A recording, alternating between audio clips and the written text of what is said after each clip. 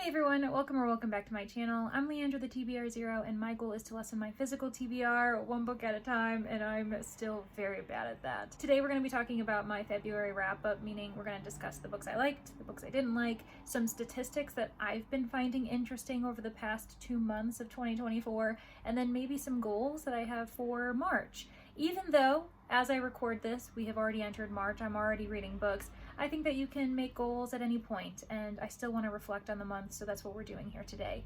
Also, be aware that I read so many books, and I know I don't want to waste your time, so some of the books I'm going to just be referring to other videos where I already covered them in depth, just to kind of keep us at a clipped pace, because I read 14 books in February. I know that seems crazy, especially because February is typically only 28 days. This year it was 29, but that still doesn't change the fact that I read about a book every 2 days. How was that possible? I don't really know, but I know that I was extremely motivated because I was one of the co-hosts for Team TLC during Battle of the Girl Bands, a month-long readathon hosted by Harini Rereads, and my team ended up getting second, which I'm very proud of, but let's get into it. I lied. We are not getting into the statistics and the books just yet, because I would be remiss not to thank you all for being here, for deciding to click on this video, whether you've been here before or you're a first-time viewer. If you are, welcome. Thank you so much for giving me a chance. I hope you are enjoying yourself thus far. I recently reached 1,500 subscribers. This isn't the first time I've mentioned it in a video, but it is the first time I'm feeling comfortable talking about it, especially because we've reached enough over that number where I feel as though we aren't going to dramatically go down and be under 1,500 anytime soon, I'm hoping. And because of that, I think that I can now start planning a celebration event, something to do in order to celebrate the fact that we have 1,500 people in this community and hopefully more to come. So this is where you come in. If I'm being honest, I'm at a loss as to what is worthy of celebrating 1,500 subscribers. So I was wondering if anyone who happens to be watching this could be giving me suggestions in the comments. Is there something that you have really wanted me to do but I haven't done on my channel yet, or you've seen someone else celebrate in a certain way and you're like, that was a really good idea, maybe Leandra should do this? I'm really open to any options, and then maybe what we can do is in my community tab or some other way kind of discuss what I should actually do, put up a poll, something to that effect, because I want to mark the occasion, but I just don't know how to mark it. So if you're interested and that's something that you're willing to comment about, I would love to see some suggestions in the comments. But also no worries, I'm just grateful that you're here, that you're watching, so don't feel as though you need to do anything unless you want to like, unless you want to subscribe, unless you want to comment. This is kind of a comfort zone, so whatever you want to do and that you feel comfortable doing, go ahead and do that. Okay, let's talk about the statistics. I read 14 books, as I mentioned, but I DNF'd 2 books, and those were Spells for Forgetting by Adrienne Young and All the World's a Grave by John Reed. I didn't get very far into either of these books, which is ideal for me, about 20%, and I realized very quickly that the characters weren't interesting to me. I was bored by the storyline. They weren't books for me, so I put them down. That brings my percentage of DNFing to 12.5% for the month. Last month it was nearly 19%, so it's lower. I don't know what that means, if that's good or bad, but it's something to talk about, I guess, and reflect upon. I then looked at all of the various genres that I read this month, and we aren't surprised, my top genre was mystery. I read 5 of those. I read 4 fantasy. That surprised me. Both in January and February, I've been reading more fantasy than I typically do, and I can definitely see it's because of the collaborative projects I've been participating in. If you've been watching my vlogs, you will see that the people's recommendations who I've been taking, they have been throwing in at least 1 or 2 fantasies per vlog, and it starts to add up. So that's very interesting that I'm seeing that a lot of my friends, a lot of the booktubers that I hang out with, they're giving me fantasy recommendations, so just food for thought. I did read 2 nonfictions this month. That was really exciting. One of them I carried over from January. I hadn't finished it, and so I finished it in February, but yeah, I like the fact that it's 2 months, 2 nonfictions. I think we're seeing a trend, and hopefully I can keep up with it. Then I read 1 thriller, 1 horror, and 1 literary fiction, and yeah, I'm not a fan of literary fiction. I've read 2 so far, I think, if my memory serves me. I read 1 in January, 1 in February, and you're gonna see that they're both at the bottom of my list because it's just, I think that that's not a genre for me. That's what I'm realizing here. At least in 2024, Leandra does not like literary fiction. Write it down. Other stats that I think are interesting are my average star ratings. Now, if you watched my January wrap up, you'll know that I am giving myself 2-star rating averages per month because this is the first year I'm including quarter star ratings. I usually just do whole stars, 1, 2, 3, 4, 5, and that's it. But I decided in 2024 to expand my horizons, see if quarter star ratings are for me. But I also want to see if it really matters. Like, I want to see how much it impacts my overall star averages. And so with the quarter star rating system, my new system, I ended up getting a 3.77 star rating average. And then with my whole star rating average, if I were to say raise a 3.75 to a 4 or a 3.25 lowering it to a 3 kind of situation, then that made my average 3.9 stars. So this is the second month in a row where I'm seeing my whole star ratings have a higher average than my quarter star ratings, and that's just interesting to see. My gender ratios are not surprising. I read 13 books by women and 1 book by a man. My acquisition methods also aren't too surprising, although a little disappointing because one of them is a 0 and I wanted it to be higher, obviously. That is my TBR backlist. So I didn't read any books in my TBR backlist this month. That really sucked. And then I did read 6 books that were ARCs or gifted copies. Most of them came from 2023 because I'm trying to clean out and catch up with that specific type of medium. While that technically is a part of my TBR, it's not part of my TBR backlist in the fact that I didn't pay for it. I was gifted it. I was very lucky to do that, but I'm kind of categorizing them separately. And then I read 8 books from the library. Not surprised at all. And I didn't read any purchased books. However, I do have a few purchased books on the horizon that I need to read because in 2024, I want to read every single book I buy so that I'm not bringing any 2024 books into 2025. The 4 books that I have purchased as of late include The Cursed Rose by Leslie Vedder. That's a pre-order that I've been meaning to get to.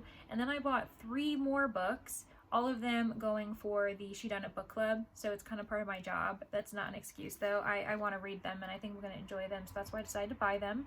And those include Trent's Last Case by E.C. Bentley, These Names Make Clues by E.C.R. Lorak, and then The Division Bell Mystery by Ellen Wilkinson. I have read 1 book out of the 4 that I've purchased in March already, so stay tuned. I think I'm doing okay with that, but yeah, I didn't do that in February. And then for BIPOC and LGBT plus authors, I am seeing an improvement, which makes me feel a lot better. I only read 1 BIPOC author in January, and that was because it was for the TBR-a-thon read-along. We read Get a Life, Chloe Brown, so very much appreciate TBR-a-thon for having me do that.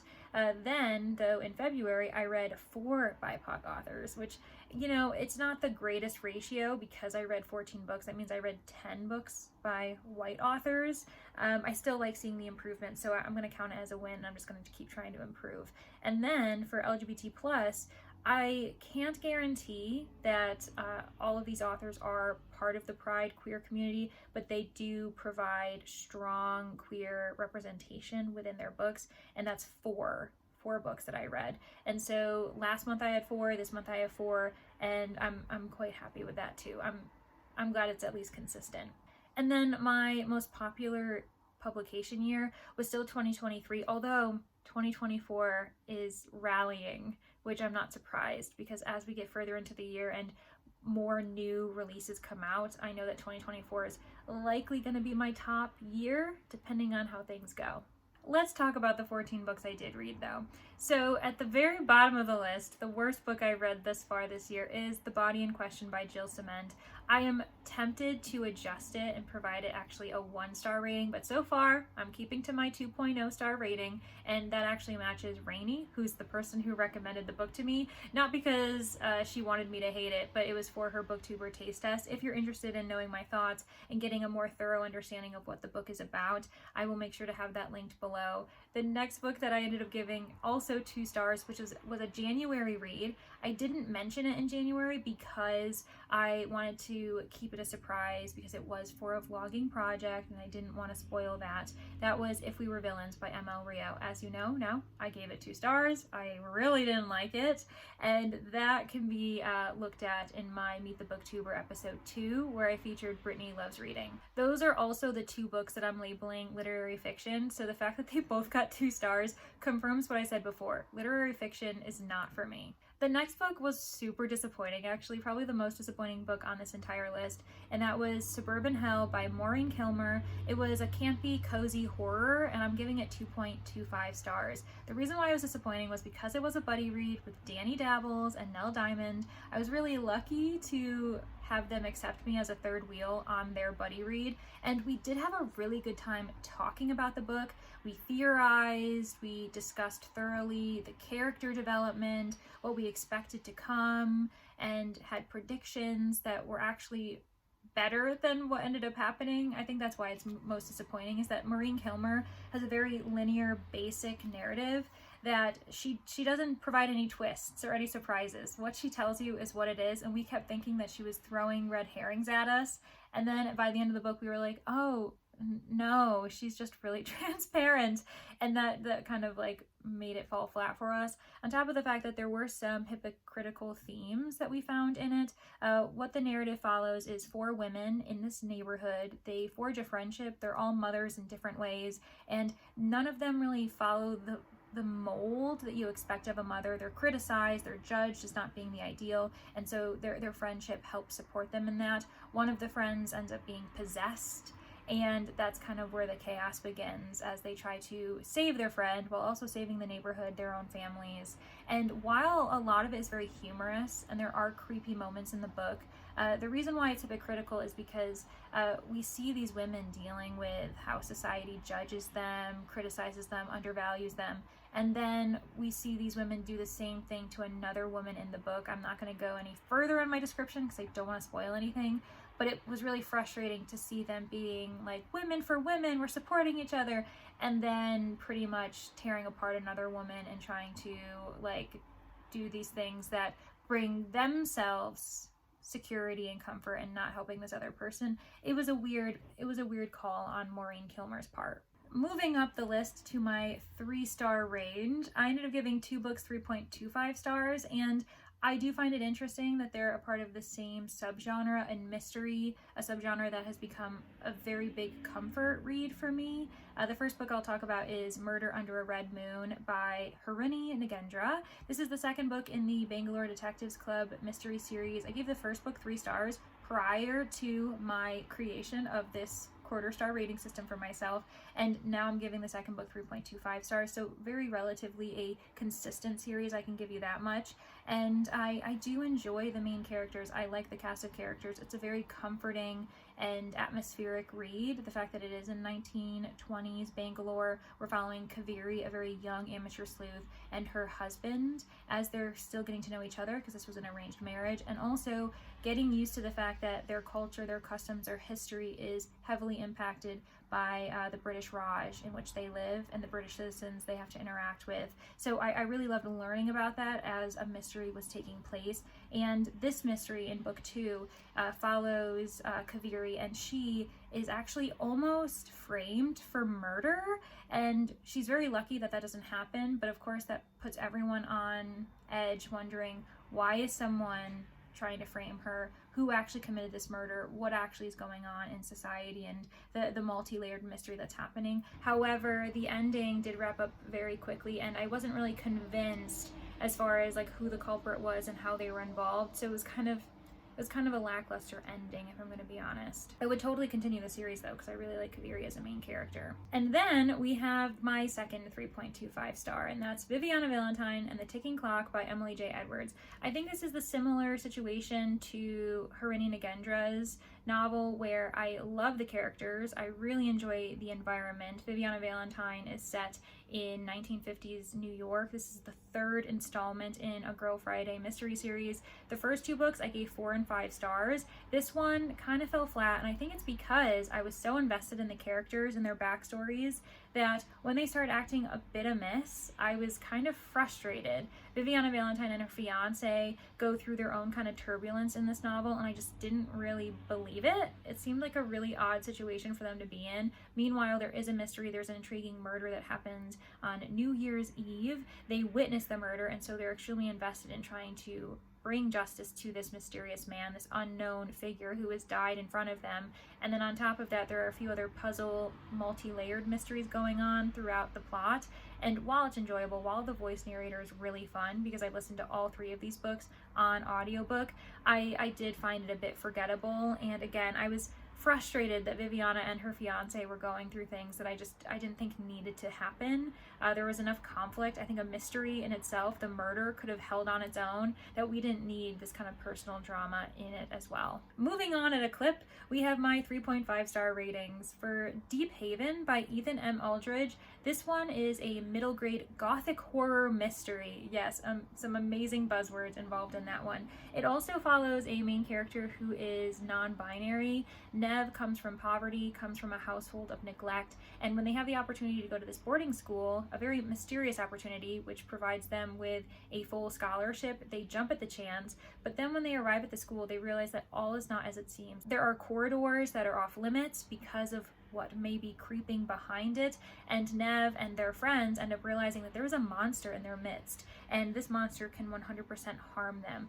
On top of the fact that there have been tragedies in the past at this boarding school that have not really been fully understood. And it's really just a dark, creepy setting with some dark magic, some weird things happening behind closed doors, and I really did like Nev as a main character. And on top of the fact that them being non-binary wasn't an issue, it wasn't a conflict, and I liked how normal it was because there were so many other conflicts and issues going on that it felt very good to have a main character who was non-binary who didn't also have to deal with bullying or prejudice or discrimination about their identity. The reason why I'm giving it 3.5 stars and not higher is mainly because I felt as though some of the elements wrapped up really quickly and weren't as explained as I would like, even though it's at middle grade level. And on top of that, there was a romance that I think was just really weird. I get that they can have crushes and students can like each other, and being 12 and 13, there might be some dating like that's a bit casual because they don't really know what they're doing because they're kids. But the fact that there seemed to be some really serious love being discussed, that just seemed off to me. It didn't seem super genuine, and I don't know. I didn't really care about it. Another book that I gave 3.5 stars was The Mimicking of Known Successes by Malka Older. This one had so many great elements, but I think that almost too many elements that hindered the narrative overall. So this follows a futuristic gender flip of Sherlock Holmes and Dr. Watson. It's also a sapphic romance. So we've got sci-fi, we've got mystery, we've got romance, and it's all wrapped up in a novella. And that's really what hurt it for me. I wanted it to be longer. There was just so much that needed to be developed, and everything was surface level because Older was stretching themselves too thin. The romance, I think, could have been pushed aside because they were trying to rekindle a second chance romance that Mosa and Plady didn't have to have gotten back together in book 1. I feel like it could have happened in book 2 or 3 to give us more time for the world building, because this is set on Jupiter, and the murder mystery that was going on because a man who goes off to this far off colony, the final stop on this train station journey, and then he just disappears. And now Mosa and Plady have to figure out what happened to him, where is he, why might he have gone missing in the first place, and all of that was super intriguing. But because you're throwing in the romance on top of that, it felt like when we finally got the reveal, there were players that I didn't even get to know who were suspects, and I didn't really understand what was happening, and it felt very rushed. With that said, when I was doing my bullet journal entry for it, I immediately wrote down, my first sentence was, I really should reread this book, because I think I need more time with it. Maybe that'll help me, because I do want to continue with the series, but before I do that, I want to read book 1 again, and because it's so short, I easily can do that. I had a lot of high hopes for it, and I think it was just too short for me. Next, just above this 3.5 rating are my 3.75s, and those were 2 books. We had Inkwood Sister Scribe by Emma Torres and For the Wolf by Hannah Witten. I'm talking about them in succession because I actually did them for the same vlog, and that was Meet the Booktuber with Brittany Loves Reading. So if you want to see me discuss those, and If We Were Villains, definitely check it out. I'll be sure to link it below. But if I had to pick, For the Wolf was one I preferred over Inkblot Sister Scribe. Coming in with a 4.25 rating, Midnight on Beacon Street by Emily Ruth Verona really surprised me. I had a really good time with this author. It's a debut author. It's a thriller / horror novel. It's only about 200 pages and it was really fun. It's set in October 1993. The main character, Amy, is a babysitter who loves classic horror films. So we get a lot of references from like the 60s, 70s, 80s, a little bit of the 90s because it is set in 1993 while she watches her 2 charges for the night. And it's also a storyline that only takes place over a single night, starting at around like 3 p.m. and ending just after midnight with a dead body. So there's a lot riding on this. As the night progresses, you know that someone will die by the end of the night, and every time someone knocks on that door and Amy starts walking towards it, I could feel the tension rising for me. I had a really good time with it, and I look forward to seeing what Emily Ruth Verona does next.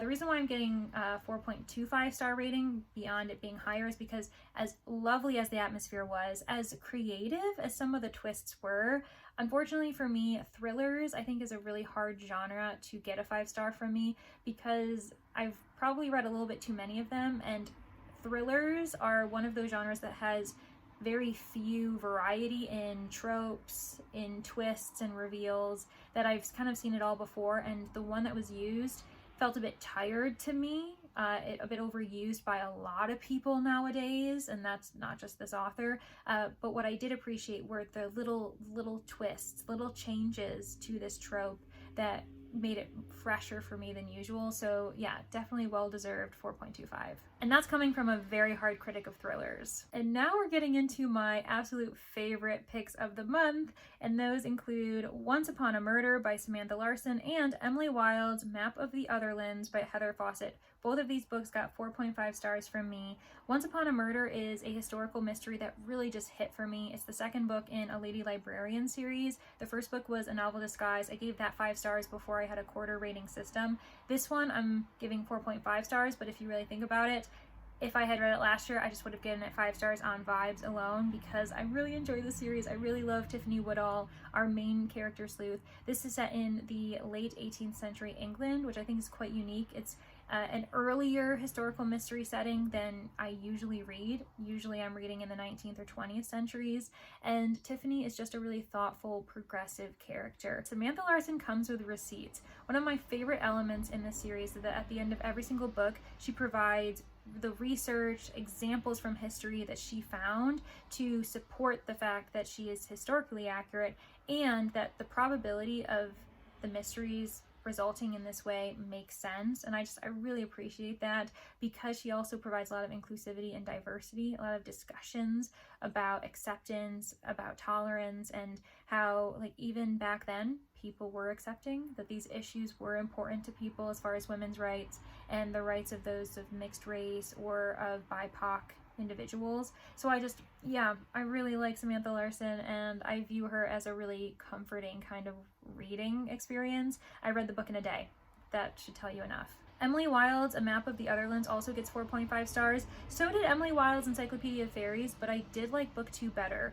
I think it's because I loved all of the side characters. That is like a soft spot for me. Poe did indeed get justice. I saw more Poe in this book that I loved seeing. We also got Snowbell, a bit of an evil character that just, I don't know, got under my skin. I love him anyway.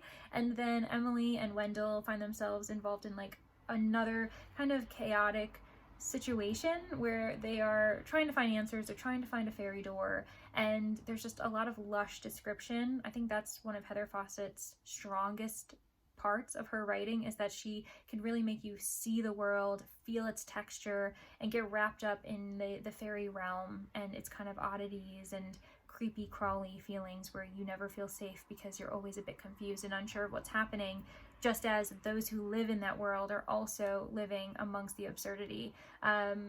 It's darkly absurd in a great way, and this is definitely a dark, cozy fantasy series for sure.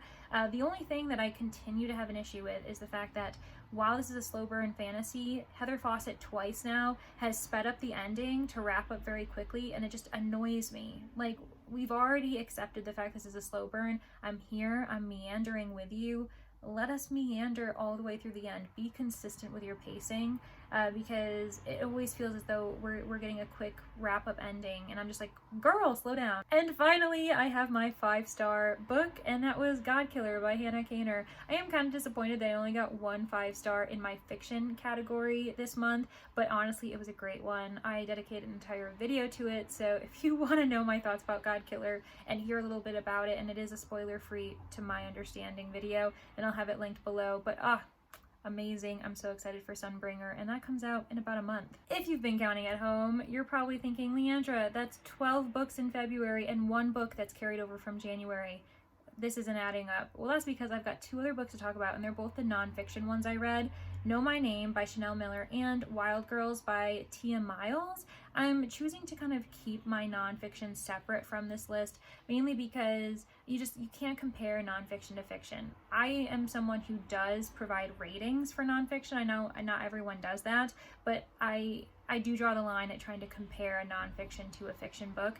And so Know My Name by Chanel Miller, I gave that one 5 stars, and it is also a part of the BookTuber taste test vlog. So if you're interested, it'll be linked below as to understanding why I loved it, why I think it's important and everyone should read it. And the other book, Wild Girls by Tia Miles, this one I'm giving 4.25 stars. I still think it's very strong. However, I felt as though I had a same issue, but for different reasons, with the mimicking of known successes. It just felt too short. I wanted more information.